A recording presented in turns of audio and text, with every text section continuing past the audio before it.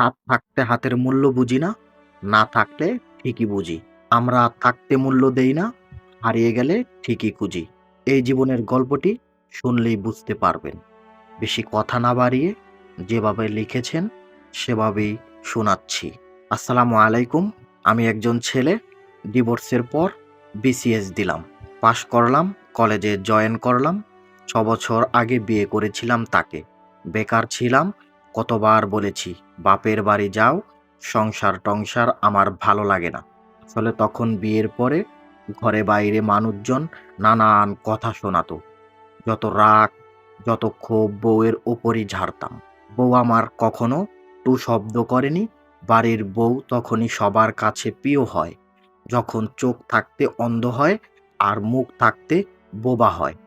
না পারতাম বউকে নিজের টাকায় হিজাব কিনে দিতে, না পারতাম শখের কিছু নিয়ে আসতে। ওর কোনো অভিযোগ ছিল না, কাগজে মুড়িয়ে ১০ টাকার খুরমা নিয়ে এলেই খুশি হয়ে যেত। তনু খুব করে চাইতো ও মা হবে। ওকে বলতাম চাকরি বাকরি নাই, বোঝো না, বাচ্চা নিয়ে কি আমার বাচ্চাকে চোর বানাবো আমি? ও চুপ করে শুনতো। একবার ওকে বাবার বাড়ি রেখে আসলাম, যাবেই না। বাইকের পেছনে চুপচাপ বসেছিল সেদিন। মন ভালো থাকলে একটার পর একটা কথা বলেই যেত। বউ আমার রাগ করছে, ওর রাগ অভিমানে তো আমার কিছু যায় আসে না। আমার নানি ওকে খুব ভালোবাসতো। সন্ধ্যায় নানি এসে বলল, তনু, মনটা খারাপ করে গেল, তুই এখন ওর ওখানে যা, তাছাড়া কান্নাকাটি করবি নি। আমি হেসে বললাম, ও যে পরিমাণ ছেঁচড়া, আমি এখন গেলেই আসার জন্য গাড়ির পেছনে উঠে পড়বে।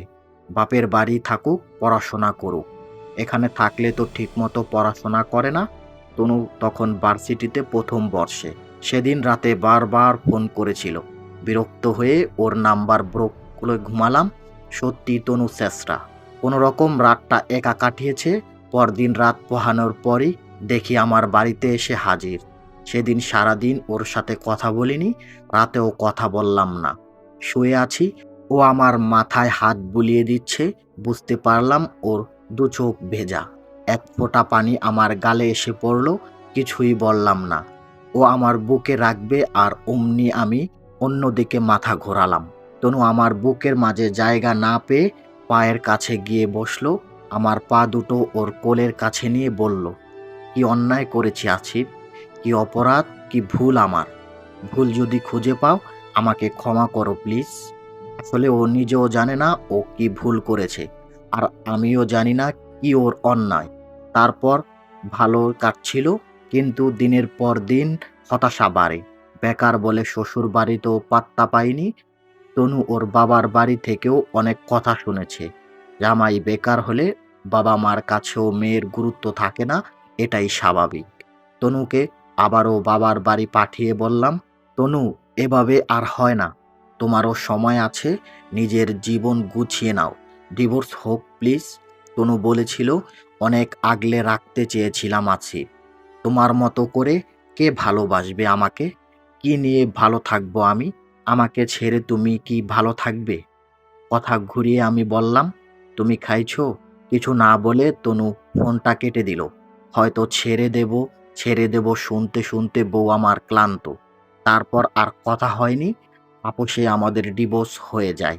ডিভোর্সের পর কতবার ওর সাথে দেখা হলো, ও আর আমার দিকে ফিরেও তাকায়নি। কতবার ওর ভার্সিটিতে গিয়েছি, ও আমাকে দেখি না দেখার ভান করেছে। আবারও ওর বাড়িতে বিয়ের প্রস্তাব পাঠালাম, নানিকেই পাঠালাম। জানিয়েছে জীবনের ২৫টা বছর কেটে গেল, বাকি দিনগুলো কেটে যাবে। কদিন আগে হঠাৎ করেই ওর পথ আগলে দাঁড়ালাম। বললাম, পুরো পৃথিবী আমার করে পেলেও তোমার অভাব আমি খুবই শূন্য তনু। আমার না হয় কোনো গুণ নেই, তোমার তো অনেক গুণ। সেই গুণেই আমাকে ক্ষমা করে দাও, ফিরিয়ে দিও না প্লিজ। তনু কিছুই বলল না, যেন ওর সব বলা ফুরিয়ে গেছে, আর কিছুই বলার নেই।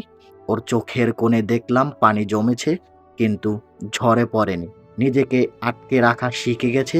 তনু খুবই ব্যস্ত, এই স্কুলে জয়েন করেছে, ম্যাথের টিচার। হয়তো ওর ব্যস্ত শহরে কিংবা অবসরে আজ আর আমি নেই। আজ ২ তলা বাড়ি আছে, ২টো গাড়ি আছে, মাস শেষে টাকা আছে, শুধু আমার তনু নেই। পরিবার থেকে অনেকবার বিয়ের কথা বলেছে, কয়েকটা মেয়েও দেখেছি। বাবা সেদিন রাগ করে বলেই ফেললো, মেয়ে ব্যাংকার, ভালো ফ্যামিলি, বিয়েতে তোমার আপত্তি কেন? চুপ করে থাকলাম। একটু পর আবার বলল, তনুকে ছাড়তে তো আমরা তোমাকে বলিনি, তুমিই ছাড়ছো। এ কথা শুনেই বললাম, ছেড়ে দেওয়ার কথা তোমরা কেউই বলনি বাবা, কিন্তু বাধাও দেওনি তোমরা। বাবা আর কিছু বলেনি। মেয়ে সুন্দরী, ভালো ফ্যামিলি, ব্যাংকার, টিচার, সব ঠিক আছে, কিন্তু কারো চোখে আমার তনুকে খুঁজে পাচ্ছি না। আসলে সবাই সবার জন্য না, তারাও যোগ্য, কিন্তু সবার প্রতি সবার ফিলিংস আসে না।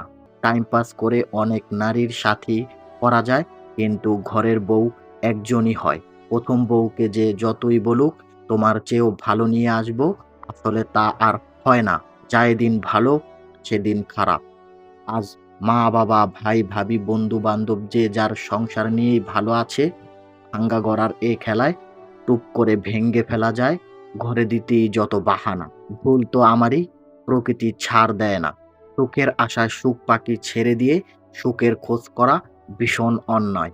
পাঠিয়েছেন এক ভাই, নাম প্রকাশে অনিচ্ছুক। এই বলে ভাইটির জীবনের গল্পটি শেষ করলেন। গল্পটি শুনে একটি করে কমেন্টস করবেন। জীবন গল্প পাঠাতে চাইলে কমেন্ট সেকশনে জানাবেন। যারা এখনো আমাদের চ্যানেলটি সাবস্ক্রাইব করেননি, প্লিজ সাবস্ক্রাইব করে আমাদের সাথেই থাকবেন।